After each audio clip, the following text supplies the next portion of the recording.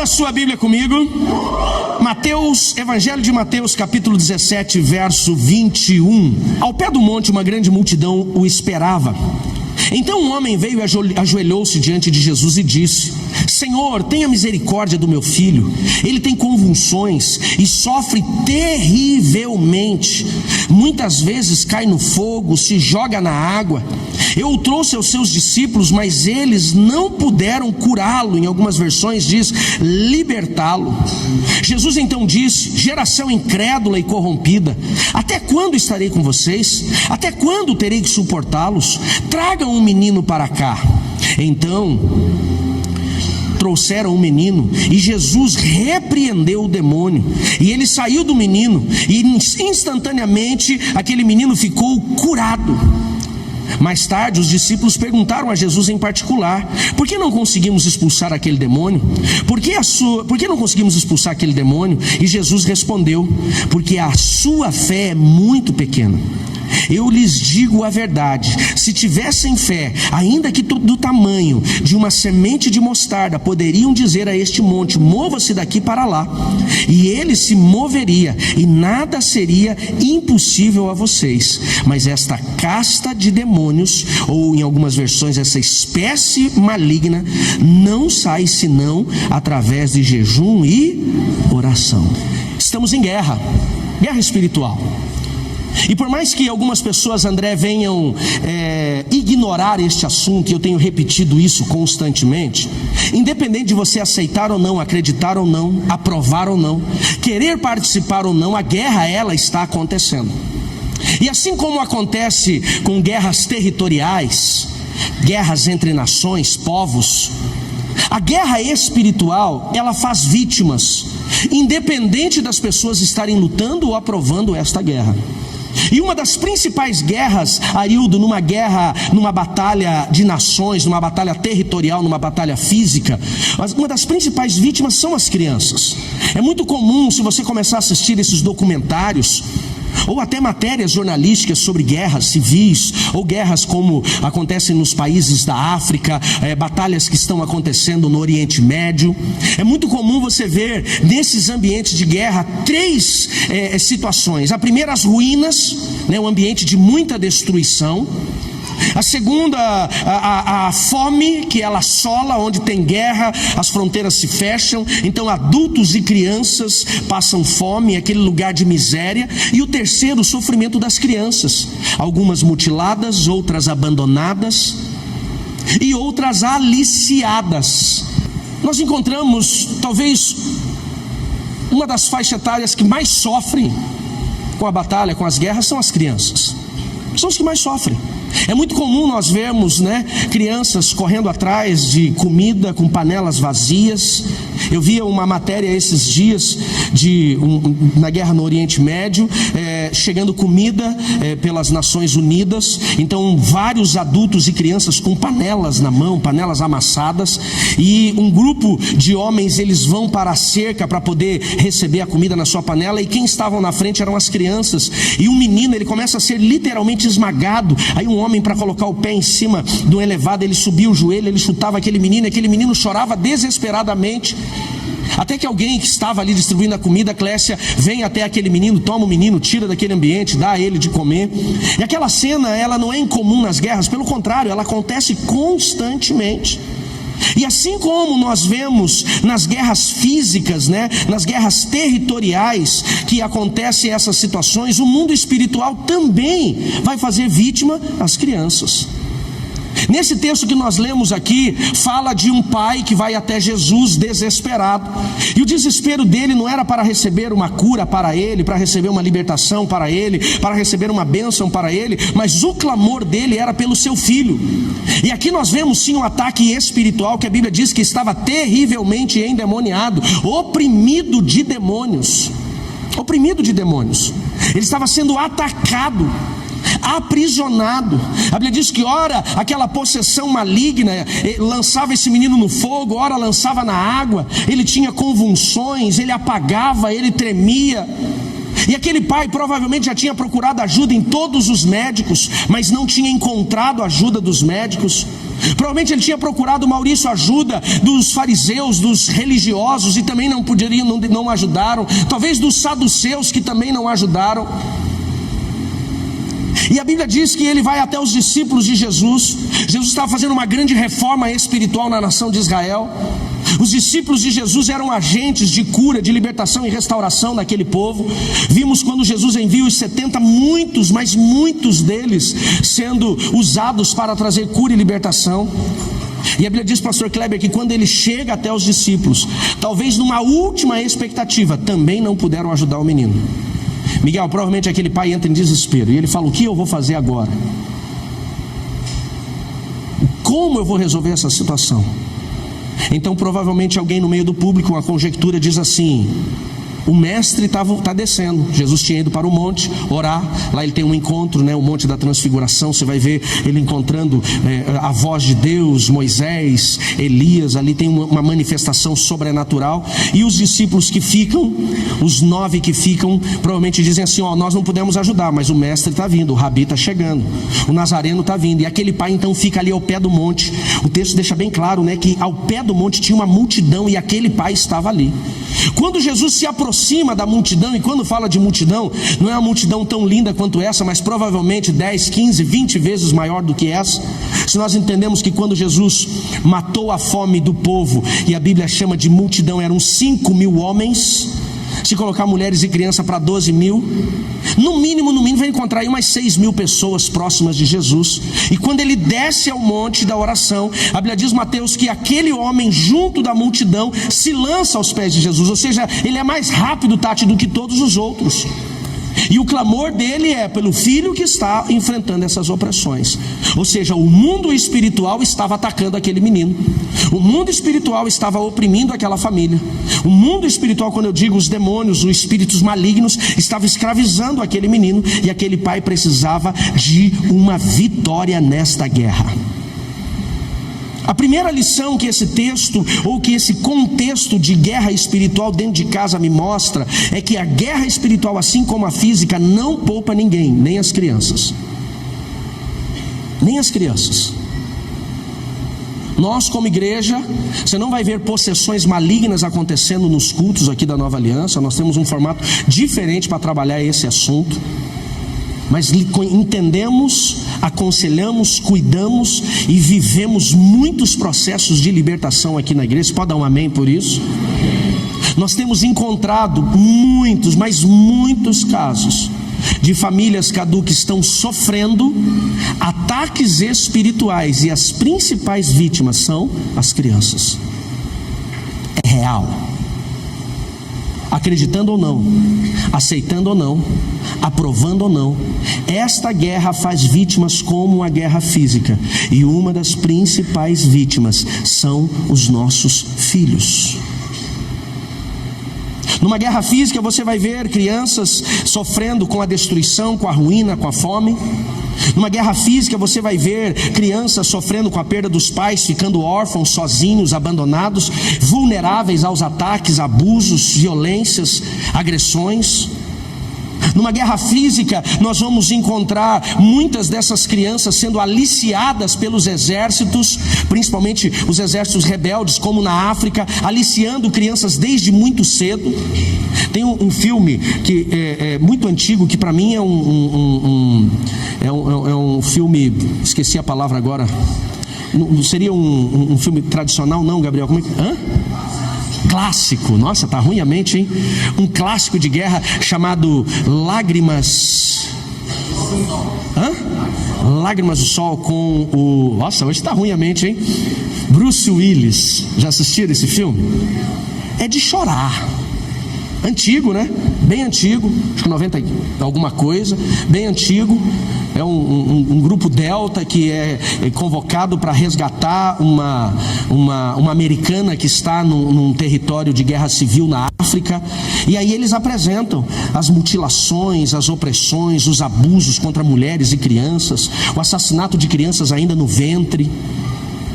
As mulheres que estavam já com os bebês no colo, tendo os seus seios cortados, arrancados para não amamentarem seus filhos, e o aliciamento de muitas crianças muito cedo para a guerra. Meninos com 12, 13 anos já viciados no álcool, em drogas, e com suas metralhadoras nas mãos, matando, e o único desejo deles é sangue. O que é isso, gente? Vítimas de guerra.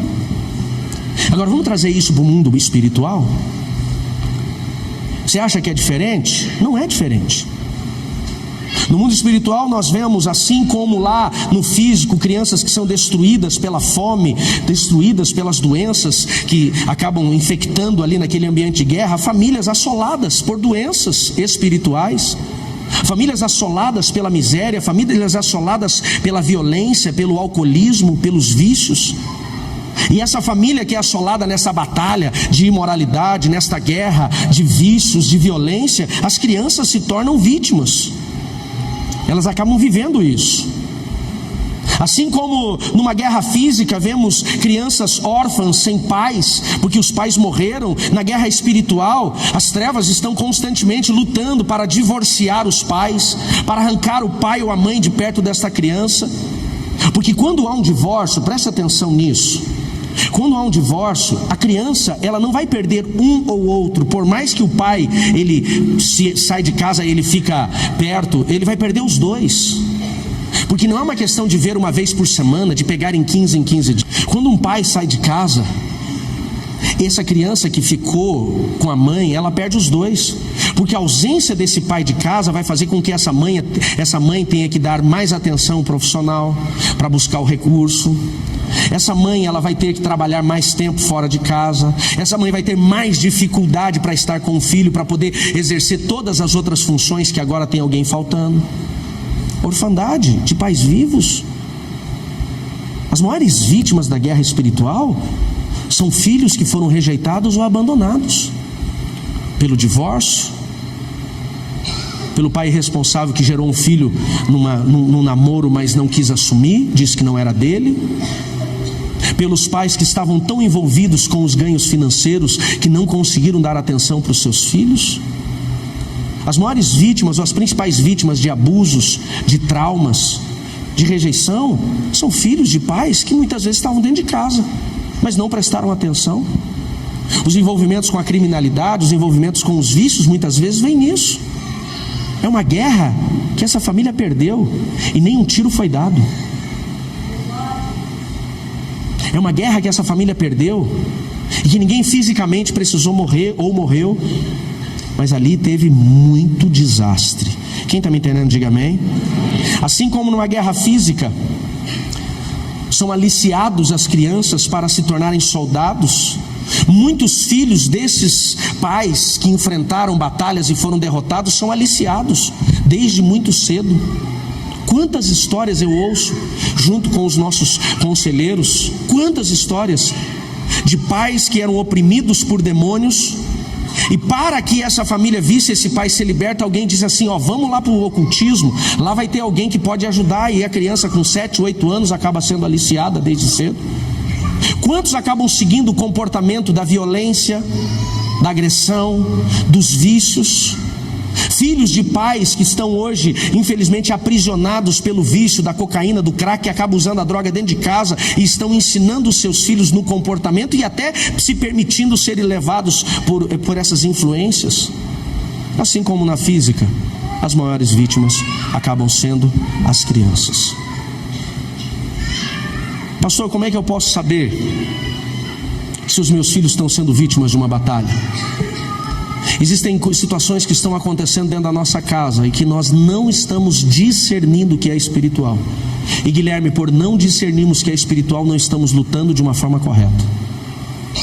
Você quer ver uma das situações que mais tem atacado filhos e os pais não estão entendendo ou discernindo? Doenças sem diagnóstico. Doença com diagnóstico, tem uma infecção, leva no médico, o médico vai encontrar um diagnóstico dizendo, o diagnóstico é uma infecção de garganta, é uma infecção de ouvido, é um desenvolvimento de uma bactéria, então vai dar um antibiótico, vai tratar e a criança vai curar. Não pode não ser espiritual. somente biológico. Quem me entende, diga amém.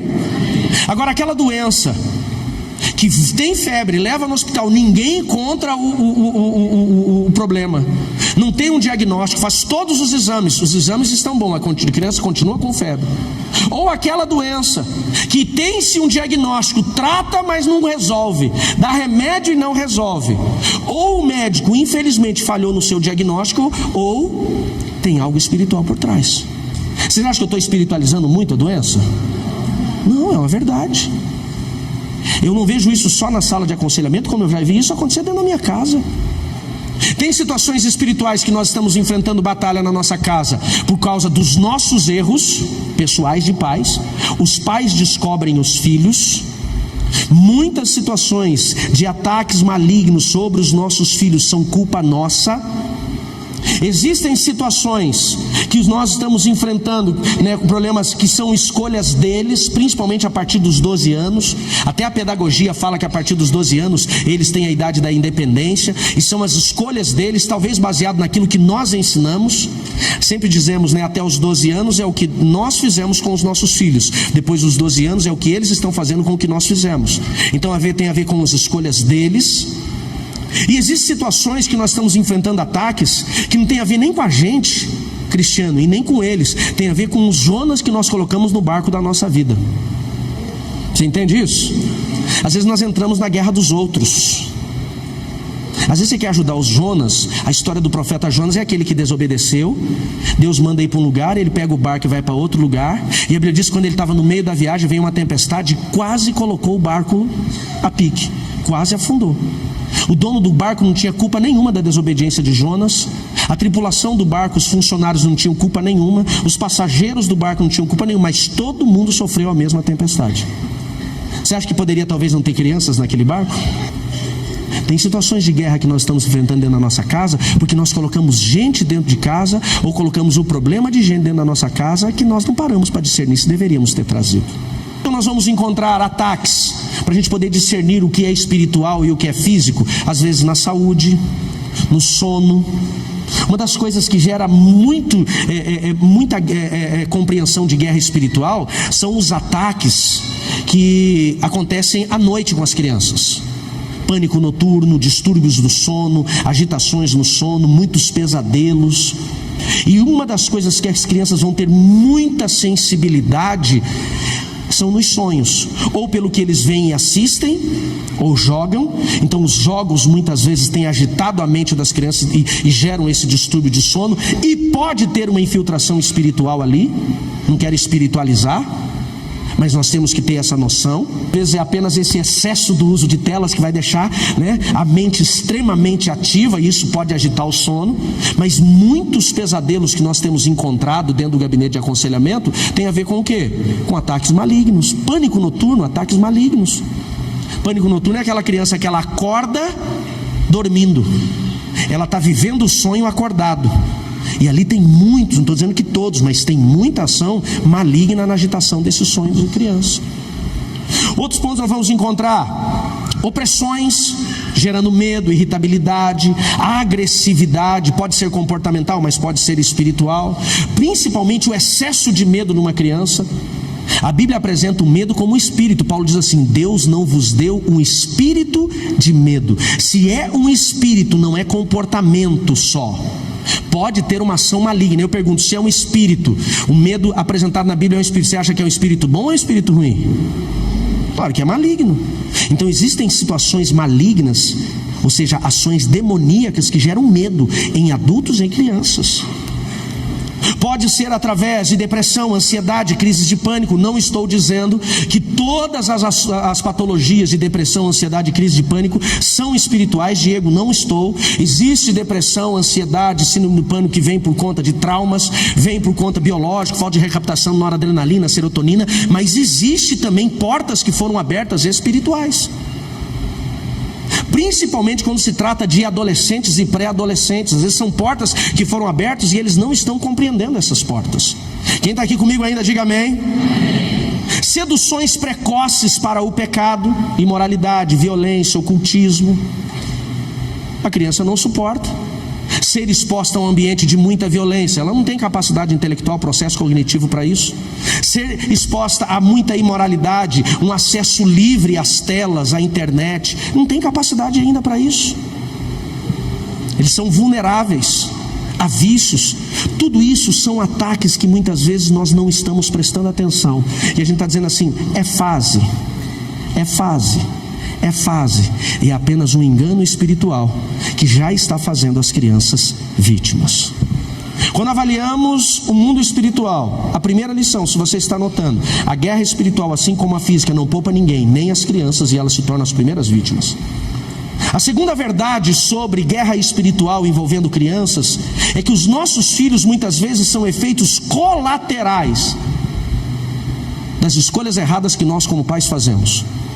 Se você for avaliar os textos bíblicos, Everson, nós vamos encontrar famílias que os filhos sofreram consequências de morte por conta do pecado dos pais.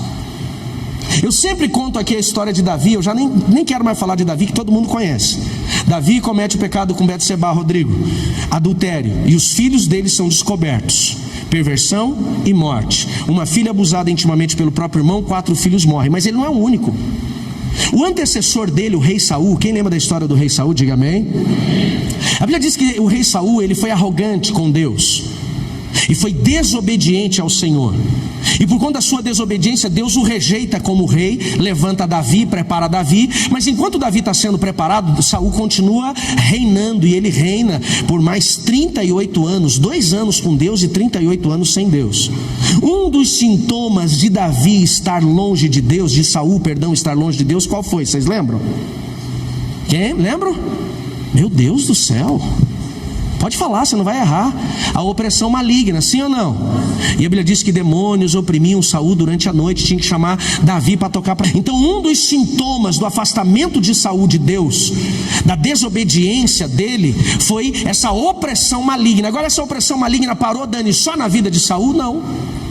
A Bíblia diz que quando Saul vai para a última guerra contra os filisteus, antes dele morrer nessa guerra, a Bíblia diz que os 3 filhos de Saul morreram ao mesmo instante, os que estavam na guerra com ele. Os 3 filhos foram mortos. 3 filhos viveram a consequência, morreram precocemente por causa da desobediência do pai. Ou seja, pais que cometem erros, pecados, que são desobedientes, que são arrogantes, eles estão descobrindo os seus filhos. Quando nós estamos em obediência aos princípios de Deus, quando nós estamos andando de uma forma correta, quando estamos vivendo os valores da palavra, vamos para frente aqui, nós estamos guardando os nossos filhos, nós estamos protegendo os nossos filhos, nós estamos livrando os nossos filhos. Quem está aí comigo, diga amém. O pai que é obediente, ele está constantemente em proteção. Agora desobedeceu, o filho começa a ficar vulnerável. O pai desobedece, ele fica vulnerável, parte dele fica vulnerável. A mãe desobedece, parte dele fica vulnerável. Os dois começam a quebrar princípios, ele fica vulnerável. E aqui nessa que vem a pancadaria. Saul não chamou demônio nenhum para oprimir seus filhos, mas a desobediência dele descobriu a vida dos 3 que estavam na guerra. Ele tinha 4 filhos homens. Isbosete era o mais jovem, o menos preparado para a guerra, não vai para a guerra. Os 3, a Bíblia diz que morrem juntos no mesmo instante pelos flecheiros filisteus. Aí fica Isbosete, ele assume o reino de Israel. O que acontece? É morto, inclusive de uma forma injusta. De uma forma injusta e cruel. Soldados dele cortam o pescoço dele, pensando que iam ganhar uma recompensa de Davi. Agora eu pergunto, foram os filisteus que mataram os filhos de Saul? Foram os soldados de Saul que mataram Isbosete? Não, foi a desobediência dele. A partir do momento em que ele desobedeceu, ele desprotegeu. Tem gente que diz assim: Ricardo, meu filho se perdeu. Filhos não se perdem. Infelizmente nós estamos perdendo eles. E a Bíblia diz que Satanás e os seus demônios andam ao derredor. Ou seja, os demônios, eles estão constantemente procurando uma brecha para atacar a nossa casa. Quem fica ao redor? Os anjos. Agora só os anjos ficam ao redor? Os pais. Quando falamos dos filhos, quem fica ao redor dos nossos filhos são os anjos e os pais. Agora, quando um pai quebra um princípio, ele expulsa essa proteção divina, ele manda os anjos embora, porque ele abre a porta. Os demônios acessam por portas. O mundo espiritual se manifesta por portas. Vamos entender o mundo espiritual divino? Jesus diz assim lá em Apocalipse: eis que estou à porta e bato. Estou à porta e bato. A Bíblia vai falar o tempo todo que o espírito imundo, por exemplo, lá no Evangelho de Mateus, se eu não me engano, no capítulo 12 também, o Evangelho de Mateus diz assim: o espírito imundo foi mandado embora, procurou um lugar árido para habitar, não encontrou, ele voltou, encontrou a casa vazia e a porta aberta, ele entrou. Então hoje o que nós vemos de jovens vulneráveis à imoralidade, vulneráveis à agressividade, vulneráveis à desobediência, vulneráveis à violência, aos vícios, tem muito mais a ver com a nossa falta de proteção do que com o ataque maligno. Pastor, mas os demônios atacaram porque nós os protegemos. Faz sentido para vocês? Nós protegemos, nós soltamos, nós os liberamos. Nós perdemos a atenção. A principal arma de guerra de um pai não é a luta, é a vigilância. Essa é a principal arma de guerra de um pai. Não precisa você ficar lutando com o demônio o tempo todo com espada para proteger teus filhos. Você só tem que estar vigilante. Vigilante primeiro para o seu comportamento, que vai desproteger eles, e depois para o comportamento deles. Quando nós falhamos, eles ficam vulneráveis, e agora eles são presas fáceis para que os demônios venham oprimi-los. Nós vamos encontrar somente Davi e Saul liberando a sua casa? Não, nós vamos encontrar Gideão não curando as suas feridas. Existem traumas que nós não curamos, que desprotegemos os nossos filhos cristianos. Gideão tinha um trauma da rejeição dos irmãos, do pai, da mãe ser uma prostituta, ser rejeitado pelos sacerdotes, pela cidade. Ele desprotege a sua casa por causa das suas feridas, por causa da sua dor. Ele diz: se eu vencer a guerra, eu sacrifico minha filha. Ele mata a própria filha em holocausto. O pai desprotegeu a filha. Quem está entendendo, diga amém. Nós vamos encontrar o próprio Eli, o profeta Eli, que ele desprotege os seus filhos como? Não dando limite. A Bíblia diz: o pai corrige o filho a quem ele ama. Não corrigir seus filhos, não discipliná-los, não ensiná-los, revela falta de amor. Eli foi um profeta que, quando ele declarou sobre a vida de Ana, que ela iria engravidar, a mulher estéril teve filhos. Eu digo, esse homem tinha unção de Deus na sua vida, sim ou não? Claro que tinha. Ele foi profeta, juiz de Israel por mais de 40 anos. Agora ele fez tudo o que ele deveria fazer de bom para o povo, mas não fez dentro da casa dele. Os filhos dele roubavam as ofertas e prostituíam com as mulheres dentro do templo. Morreram os dois, e a culpa de quem? De Eli. Depois ele morre junto. Pais que desprotegeram seus filhos. Terceira lição que nós precisamos entender quando falamos sobre essa vulnerabilidade é como nós vamos proteger nossa casa. Não adianta você apenas pedir que Deus mande os anjos se você não estiver disposto a fazer a sua parte. Volta comigo no verso 14 do texto que nós lemos. Diz assim: ao pé do monte uma grande multidão esperava, e junto um homem veio até Jesus e ajoelhou-se diante dele. A primeira coisa que nós precisamos entender, para filhos que já estão vivendo opressões, doenças, pesadelos, ações malignas, escravidão, quem vai conseguir libertá-los? Começa pelos pais, começando por nós, homens. A Bíblia diz lá na mulher Cirofenícia que ela foi clamar pela filha, mas não fala em nenhum momento que tinha um pai ali, então ela teve que correr. Mas aqui eu vejo um pai. É um pai que vai, é um pai que busca. Vocês não têm ideia, homens, a autoridade, o poder de Deus na autoridade que você tem como sacerdote dentro da sua casa. Você não tem noção o quanto a sua influência pode ser positiva ou negativa. Um posicionamento de santidade, de integridade, quanto guarda a sua casa, e um posicionamento de pecado e iniquidade, quanto destrói a sua casa. Por que o inferno tem trabalhado tanto para eliminar, aniquilar a postura de homens, pais e maridos? Porque vocês são os protetores. Quando você se posiciona, a tua casa é guardada. Agora, quando você resolve se perder, dá tudo errado. Voltando nesse verso aqui, no verso 14, diz que aquele homem se ajoelhou e ele clamou: Senhor, tem misericórdia do meu filho, ele está tendo convulsões terríveis, ele está sendo oprimido por demônios. Ou seja, nós pais temos a obrigação de correr atrás do cuidado para os nossos filhos e guardá-los. Quem está aí, diga amém. Como eu falei para vocês, a principal arma de proteção da família, falando de casamento e de filhos, não é a guerra, a luta, é a vigilância. Se não queremos ver os nossos filhos sendo oprimidos nos sonhos, na saúde, as doenças, os ataques malignos, seja vigilante. A Bíblia fala lá em Ezequiel 33 do atalaia, em algumas versões chama de sentinela. O atalaia, Arildo, para nós foi gerado muito aquela ideia assim daquele que evangeliza, daquele que fala. Mas no Ezequiel 33, atalaia representa aquele que anuncia o perigo chegando, é o vigilante. É o vigia. Quem era o atalaia? Ele era colocado em cima dos muros numa torre bem alta. Tinha que ser um cara bom de visão. O atalaia, primeiro, ele tem que discernir o inimigo de longe, enxergar de longe. Quem está entendendo, diga amém. Homens e mulheres, pais e mães que querem guardar sua casa, tem que ser sentinela nos seus filhos. Preste atenção quem são os amigos, quem eles assistem, o que eles jogam.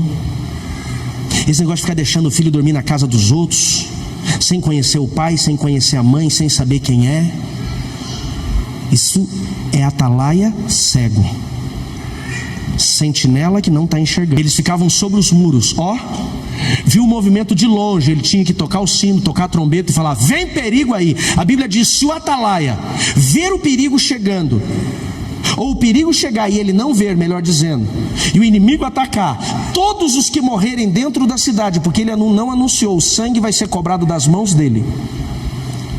Se o inimigo está chegando, ele está lá e anunciou, e o povo não se preparou, a Bíblia diz: cada um vai pagar pelo seu sangue, mas o atalaia vai ser redimido, ele vai ter misericórdia. Porém, se o atalaia anunciou, o sentinela anunciou, o perigo chegou e todos se protegeram, todos se salvarão por causa do atalaia. Eu te pergunto, dentro da sua casa você tem sido o sentinela que não está prestando atenção e a tua família está morrendo? Que está prestando atenção, está avisando, mas a família já não está se posicionando? Ou você está guardando a sua família? Aquele homem, quando viu o filho oprimido, ele corre para Jesus, ele vai procurar ajuda, ele não fica quieto. Quem está me entendendo, diga amém. Seja sentinela. Quem dorme na sua casa, quem fica perto dos seus filhos, quem seus filhos pequenos sentam no colo. Isso é desconfortável, não precisa deixar. Pastor, você está sendo meio maluco? Não, meu irmão, é avó, pai, mãe, tios muito chegados, e olha lá para dormir fora. Mas aí cada um vai definir os seus. Quem está me entendendo, diga amém. Segundo ponto que eu vejo nessa história deste pai, nós temos que agir como aquele homem. Não podemos sossegar. Se tem alguma coisa oprimindo nossos filhos, temos que correr para trazer cura e libertação. Posso ouvir um amém? Se já tem família sofrendo, se já tem filhos sendo oprimidos, não importa a idade deles, principalmente se eles estão dentro da sua casa, corre, faz como esse pai, fala: não vou deixar. Não importa o que acontece, vai atrás. Aquele homem buscou ajuda em todos os lugares. Terceira lição que eu aprendo com esse homem: não desanime. Ele pode ter procurado, Elton, ajuda com os fariseus, não encontrou, com os médicos não encontrou, com os discípulos não encontrou, mas ele nos animou e falou assim: já foi, não tem mais o que fazer, nem os discípulos do homem podem ajudar, o que eu vou fazer? Eu vou embora e deixa assim. Tem pai que hoje está dizendo assim: não tem mais o que fazer. Tem. Jesus age no impossível. Não encontrou ajuda porque talvez você não foi no lugar certo. Aquele homem, enquanto ele não encontrou ajuda, ele não desistiu. Não desista dos seus filhos. A Bíblia diz: aquele que cuida da sua casa, principalmente dos da sua família, aquele que não cuida da sua casa, melhor dizendo, principalmente dos da sua família, é pior do que um descrente, negou a sua fé.